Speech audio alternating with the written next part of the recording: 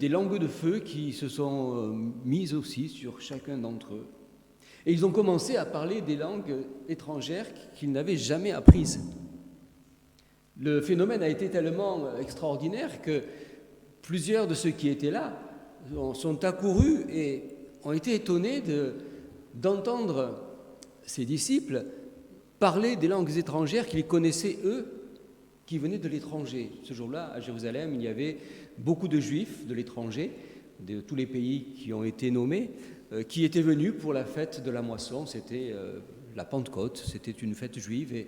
Et ils ont été étonnés de les entendre parler de Dieu dans leur langue, et étonnés encore plus de savoir que ces personnes qui parlaient leur langue, cette langue étrangère, ne l'avaient pas apprise auparavant. On peut dire que ce jour-là, ça a été extraordinaire, puisque ce jour-là, il y a eu toute une foule de gens qui se sont convertis, qui se sont fait baptiser, et puis qui ont commencé l'Église. Ce fut la première grande évangélisation de l'Église. Alors, quel message recevoir aujourd'hui pour nous qui sommes là ce matin? J'aimerais souligner 3 choses ce matin. Tout d'abord, cette parole de Jésus qui dit à ses disciples « Je vous ai parlé de ces choses avant qu'elles n'arrivent, afin que vous y croyiez ». Avant de quitter ses disciples, Jésus avait voulu leur annoncer ce qui allait se passer. Pourquoi leur a-t-il annoncé à l'avance? Afin que, lorsque ces choses allaient arriver, ils ne se demandaient pas qu'est-ce qui se passe. Mais aussi afin qu'ils puissent réaliser que tout ce qu'ils sont en train de vivre avec Jésus correspond à un plan qui a été déjà mis en place depuis bien des années et qu'il y a une cohérence dans tout ce que Jésus leur dit, dans tout ce qu'il leur a dit, pour qu'ils réalisent que les paroles que Jésus dit aussi ne sont pas des paroles en l'air, mais elles sont des paroles qui se sont accomplies et qui vont s'accomplir. Ce jour-là, c'est extraordinaire pour eux de réaliser cela. Mais ce jour-là, Pierre va souligner quelque chose qui nous concerne nous aujourd'hui. Au-delà du fait d'évoquer ce qui s'est passé, ce jour-là, Pierre va souligner dans son beau message à la foule qui demandait « Que devons-nous faire ?» Pierre va leur dire « Convertissez-vous, que chacun de vous reçoive le baptême au nom de Jésus-Christ pour le pardon des péchés et vous recevrez le don du Saint-Esprit. » Mais ce qui est plus extraordinaire encore, c'est que Pierre ne s'arrête pas là. Pierre poursuit, et ce qu'il poursuit nous concerne. Pierre poursuit en disant « Car la promesse est pour vous, pour vos enfants, ainsi que pour tous ceux qui sont au loin, en aussi grand nombre que le Seigneur les appellera. » Et la fin de cette phrase, elle nous concerne, nous, aujourd'hui. Ce qui veut dire qu'à partir de là, la Pentecôte est pour tous ceux qui croient. C'est la bonne nouvelle de cette journée. Dieu ne fait pas de distinction, il ne fait plus de distinction quant au don de son esprit. Ce n'est plus le privilège de quelques-uns, quelques personnes choisies, comme les patriarches, comme Moïse, comme les prophètes ou les prophétesses aussi. Mais cette promesse, elle est pour tous ceux qui croient. Elle accomplit cette parole du prophète Joël qui disait « Je répandrai mon esprit sur toute chair ». Depuis ce jour, tous ceux qui croient en Jésus se convertissent, reçoivent dans leur cœur, dans leur vie intérieure, l'Esprit de Dieu. L'enseignement de la parole de Dieu est clair à ce sujet. L'apôtre Paul ira jusqu'à dire dans le texte que nous avons lu, si quelqu'un n'a pas l'Esprit de Christ, il ne lui appartient pas. Ce qui veut dire que pour lui, on ne peut pas concevoir un chrétien sans le Saint-Esprit, ça n'existe pas. Celui qui est chrétien réellement est habité par l'Esprit de Dieu. Et c'est une grâce qui ne mérite pas. Il n'est pas dit « vous recevrez le Saint-Esprit si vous faites ceci, si vous faites cela ». Non. Il est écrit « ceux qui croient, ceux qui se font baptiser, reçoivent le Saint-Esprit ». C'est une grâce pour laquelle nous devons rendre grâce à Dieu ce matin. En second lieu, les textes que nous avons lus aussi nous parlent de cette appellation, de cette façon d'appeler Dieu Papa, Abba Père. Alors Abba Père, ce n'est pas seulement un chant qu'on aime bien chanter, hein? C'est quelque chose que nous aimons, hein? Mais Abba Père, c'est réellement ce que le Saint-Esprit en nous pousse à réaliser, cette relation, cette nouvelle relation que nous avons et que nous devons avoir avec Dieu. Cette relation, on dira, intime, cette relation familière. Qu'à partir de là, c'est le Saint-Esprit qui nous aide à réaliser que nous pouvons appeler Dieu Papa. Qu'on peut lui dire Papa. C'est la seconde bonne nouvelle de la Pentecôte. Le Dieu créateur de toutes choses, le Dieu tout-puissant, le Dieu qui est extraordinaire, nous fait la grâce d'être ses enfants et nous fait la grâce de pouvoir, il nous autorise quelque part, par le Saint-Esprit, à l'appeler Papa, tout simplement. Et puis en troisième lieu, c'est l'apôtre Paul qui nous rappelle ce qu'est l'Esprit. Il dit dans son épître aux Romains, l'Esprit Saint est votre vie. Au chapitre 8 de l'Épître aux Romains, l'apôtre Paul développe ce qu'est la conséquence de l'action du Saint-Esprit en nous, alors qu'au chapitre précédent, si vous avez la curiosité de le lire, tout à l'heure en rentrant chez vous, l'apôtre Paul décrit un peu ce combat intérieur qui est le combat de tout chrétien. Le bien que je veux, je ne le fais pas, et le mal que je ne veux pas, je le fais.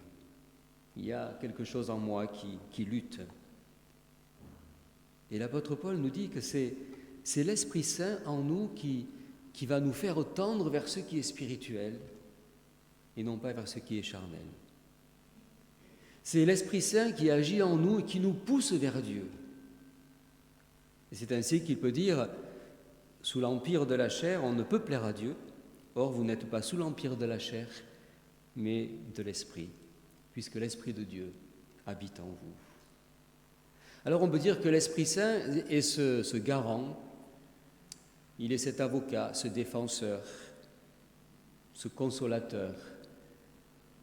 Il est celui qui éveille sans cesse notre conscience. C'est un petit peu comme notre réveil spirituel. À chaque fois, il n'arrête pas. Suivant ce que nous vivons, suivant ce que nous pensons, suivant peut-être ce que nous décidons de faire. Et si ce n'est pas selon l'Esprit, il tire la sonnette d'alarme. Il nous le dit. À nous de ne pas le mépriser, de ne pas l'attrister. L'Esprit est votre vie. On ne peut vivre la vie chrétienne que par le Saint-Esprit. C'est la troisième bonne nouvelle de Pentecôte. L'Esprit nous aide, nous soutient, nous console. Il fait vivre notre vie intérieure, il fait vivre notre vie spirituelle. Il nous aide aussi à comprendre la parole que nous lisons. Il nous aide à comprendre ce que Dieu fait. Ce qui veut dire que nous ne sommes pas livrés à nous-mêmes dans ce monde. Nous ne sommes pas seuls. Nous ne sommes pas démunis sur le plan spirituel. Parce que le Saint-Esprit habite en nous. Et c'est lui qui nous pousse vers ce qui est de l'Esprit. Et c'est lui qui, comme le dit le chant, il nous rend forts. C'est lui qui nous rend vainqueurs. C'est l'apôtre Jean, dans sa première lettre, au chapitre 4, verset 4, qui dit « Celui qui est en vous est plus grand que celui qui est dans le monde. »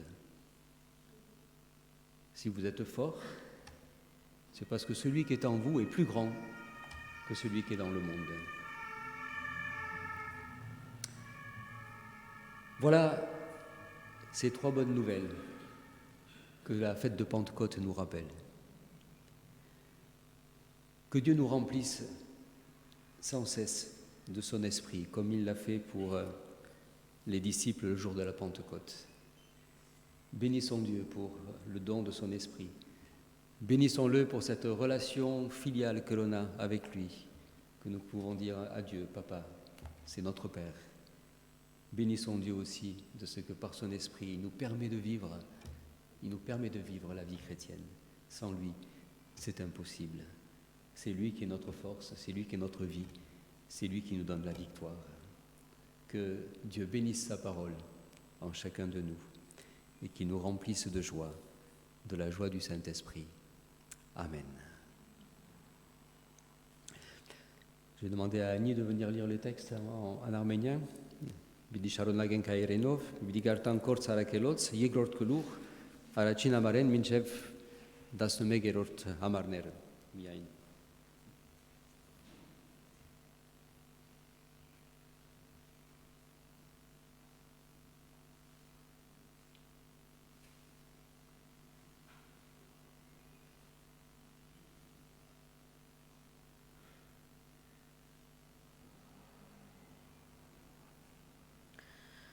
Եվ Պենտեկոստեի օրը բոլորը միասին գտնվում էին նույն տեղում։ Հանկարծ երկնքից սաստիկ քամու պես մի ձայն հնչեց և լցրեց ամբողջ տունը, որտեղ նստած էին։ Եվ նրանց երևացին բաժանված հրե լեզուներ, որոնք նստեցին նրանցից յուրաքանչյուրի վրա։ Բոլորը լցվեցին Սուրբ Հոգով և սկսեցին ուրիշ լեզուներով խոսել, ինչպես որ նրանց խոսել էր տալիս Հոգին։ Երուսաղեմում բնակվում էին աստվածավախ հրեաներ երկնքի տակ գտնվող բոլոր ազգերից։ Երբ այդ ձայնը հնչեց, բազմություն հավաքվեց ու խռովեց, որովհետև լսում էին, որ նրանք խոսում են իրենցից յուրաքանչյուրի լեզվով։ Բոլորը հիացած ու զարմացած միմյանց ասում էին. «Ահա սրանք բոլորը, որ խոսում են, գալիլեացի չեն, ինչպես է, որ մեզնից ամեն մեկը լսում է իր մայրենի լեզուն»։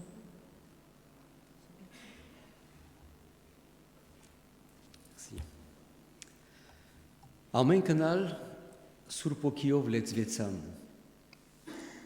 Ահա Բենտեկոստեին օրվան պատգամը։ Բենտեկոստեին դոնը շատ քերեցիկ եւ հրաշալի դոն մնա։ Որովհետեւ անմեզ գույշեցնեմ քանի հրաշներ ունինք Աստուծմե Հիսուս Քրիստոսով։ Եթե հավատանք, եթե ապաշխարենք եւ հետևենք Հիսուսի, հոս ունենք 3 կարևոր օրհնություններ եւ շնորհներ։ Նախ առաջինը այն օրը ինչ գդարվեցավ ինչ որ Հովել Մարգարեն ըսած էր։ Այսինքն Սուրբ Օքին այն օրը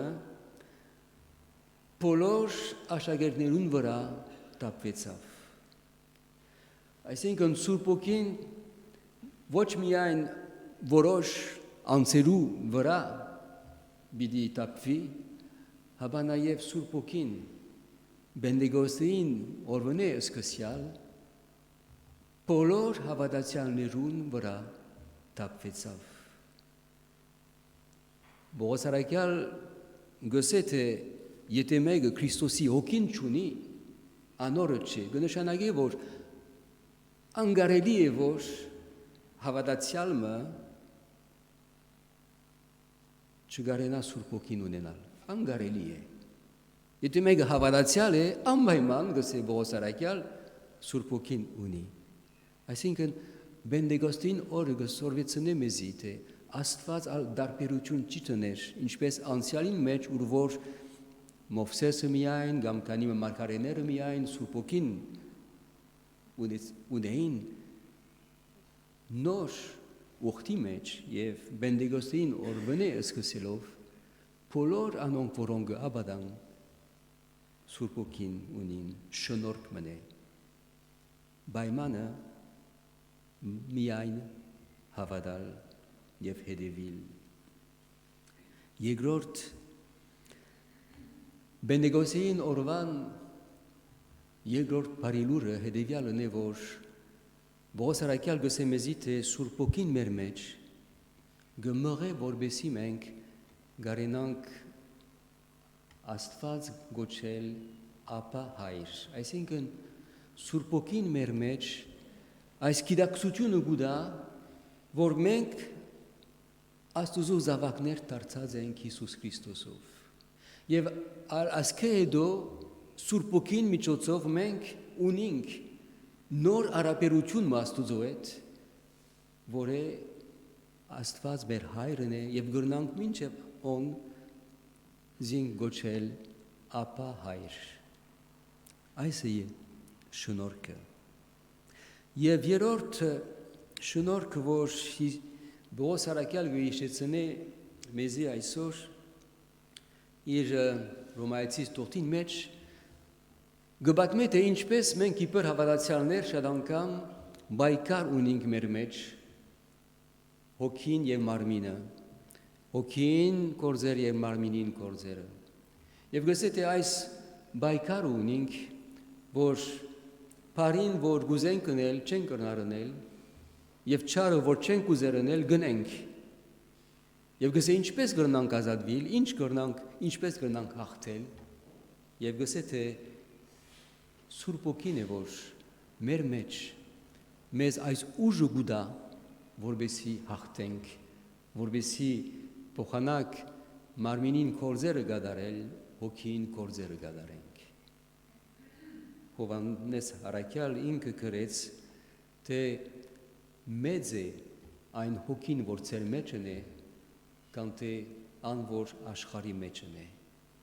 Կնշանակե, թե Սուրբ Օքին է, որ մեզի զորություն գուտա, ուժ գուտա, որբեսի կարենանք հաղթել այս կյանքին մեջ, հաղթել ովևէ դժվարություններ, որոնք կանտիվինք։ Մեծ է ան, որ ծեր մեջն է, կամ թե ան, որ աշխարհի մեջն է։ Անորամար մենք վախնալու չենք, եթե ապաշխարած ենք, եթե Հիսուսի գեդևինք, փառք դանք, որ իր հոգին մեր մեջն է, եւ զգուշ լանք այս հոգին մենք հնազանդենք, եւ այս հոգիով մենք ապրենք միշտ, որովհետեւ միշտ հաղթողները լանք։ Դեր օրհնե իր խոսքը։ Ամեն։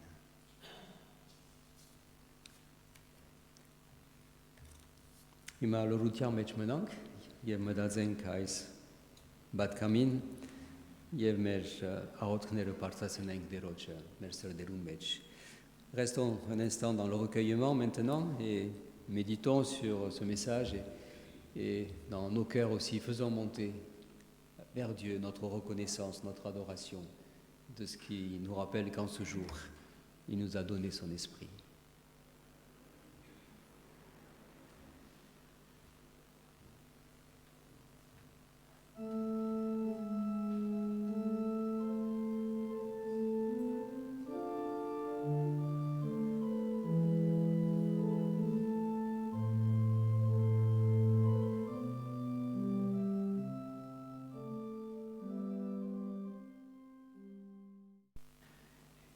Հիմա մեր Տեր Հիսուս Քրիստոսի շնորհքը, Աստուծո անհուն սերը եւ Սուրբ Հոգուին հաղորդությունը մեր ամեն միգուն հետ լա, հիմա եւ հավիդյան։ Que la grâce de notre Seigneur Jésus-Christ, l'amour infini de Dieu notre Père et la communion de l'Esprit Saint soient avec chacun d'entre nous. Allez dans la paix et dans la joie du Seigneur. Amen.